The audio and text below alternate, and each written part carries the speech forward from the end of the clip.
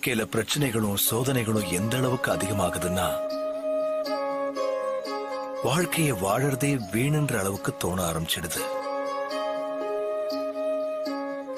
வீணான வாழ்க்கையை வாழறதை விட முடிச்சுக்கலான்னு தோணுது. ஆனா எந்த நிமிஷம் இந்த விஷயம் உங்க மனசுல தோணுதோ அந்த நிமிஷமே நான் உங்க கைய பிடிச்சுக்கிறதுக்கு தயாரா இருக்கேங்கிறத முதல்ல நீங்க புரிஞ்சுக்கங்க. உங்களுக்குன்னு ஒரு புது வாழ்க்கைய, புது எண்ணத்தை, புது உத்வேகத்தை கொண்டு வரத்துக்கு நான் காத்துக்கிட்டே இருக்கேங்கிற எண்ணம் உங்களுக்கு இருக்கட்டும். சுகத்துல என்ன நினைவு வச்சுக்கிறீங்களோ இல்லையோ, துன்பத்துல நான் இருக்கேங்கிற நினைவு இருக்கட்டும். துன்பத்தை என் கூட நீங்க தாராளமா பகிர்ந்துக்கலாம்.